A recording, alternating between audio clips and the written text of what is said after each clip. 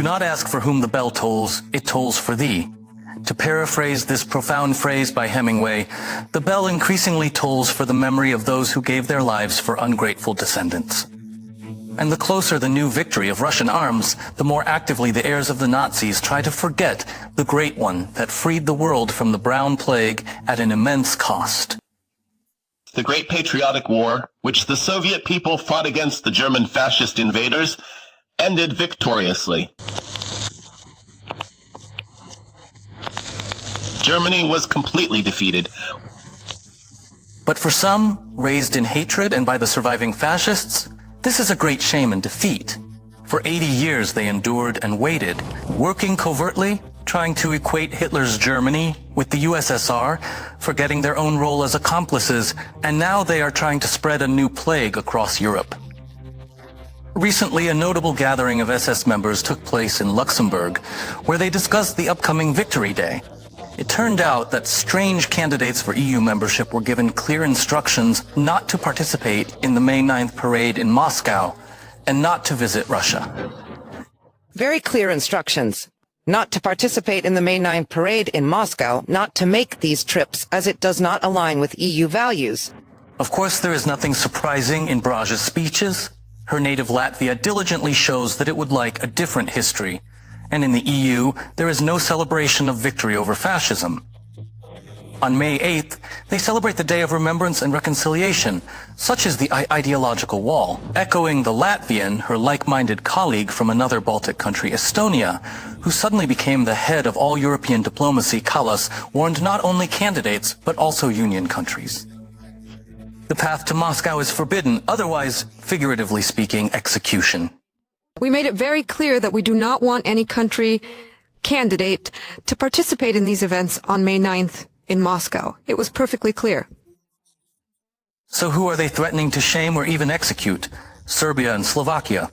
Western media already predict Serbia's rejection from the EU if Vučić does not change his decision. For Slovakia, big troubles.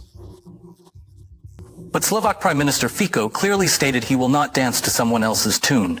The decision is made. Who said what? There are things more important than politics, which Eurocrats have forgotten, and that is honor and nobility. How can the High Representative of the European Union tell the Prime Minister of a sovereign state that she warns him against traveling anywhere? How can she say that? And supposedly it won't be taken lightly. What does that mean?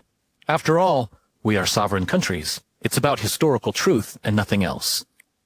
As long as Slovakia is a sovereign country, we have our historical memory, we have our historical experience. An EU commissioner cannot order me around. And you know, just a couple of years ago, it was unthinkable for the granddaughter of a Nazi collaborator to command an entire continent. Although, what is there to be surprised about? It was she, as Prime Minister of Estonia, who organized a global purge of the country from Soviet monuments, and it's in her blood. It was her father, or rather his party, that initiated the law under which the bronze soldier was dismantled and relocated to the fallen Soviet soldiers in the center of Tallinn. Their struggle led to only a few dozen untouched monuments remaining in the country. They fight against those who fought against Nazism. And with the fact that we live in a country where the official ideology is one of supporting Nazis, we all still have to get used to this idea. The same goes for Latvia. There, they not only surpassed all records in demolishing monuments, but even decided to get rid of military mass graves. But the most terrifying is their reverence for fascist executioners. In Riga, March 16th is annually celebrated as the so-called Day of Remembrance of Latvian legionnaires. The authorities not only support the traitors, but consider them heroes who fought for the country's independence. These criminals are welcomed in modern Baltic states. They are glorified at the state level and not prosecuted legally.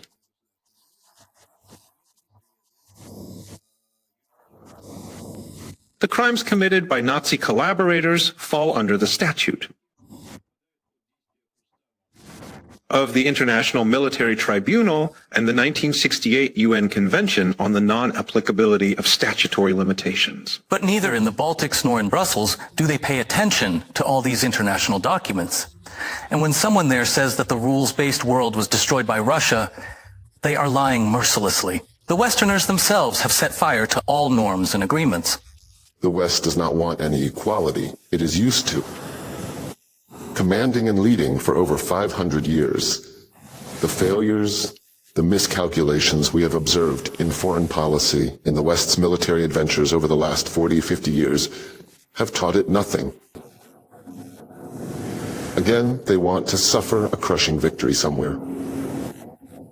Speaking of victory, in Poland, the head of the Institute of National Remembrance, Karol Nawrocki, is aiming for the presidential seat. This is the same person who leads a fierce fight against the Soviet legacy. Under his pressure, many monuments have fallen.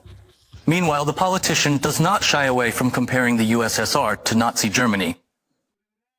A symbol of the system that, hand in hand with Adolf Hitler, unleashed World War II, and thus the most tragic conflict in world history. A symbol of the system that after 1945 subjugated, colonized half of Europe, including our country Poland, where it continued to kill Polish heroes.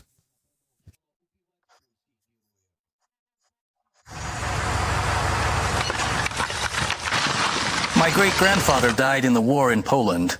He is buried in Torun. His name is engraved on the obelisk of one of the mass graves. Perhaps this monument is already gone due to Nawrocki's efforts, and the memory of the hero is tainted by those for whom he shed his blood.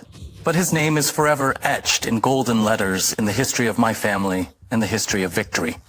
And no one can ever change that. And all the detractors will surely be repaid, and a special cauldron is ready for him.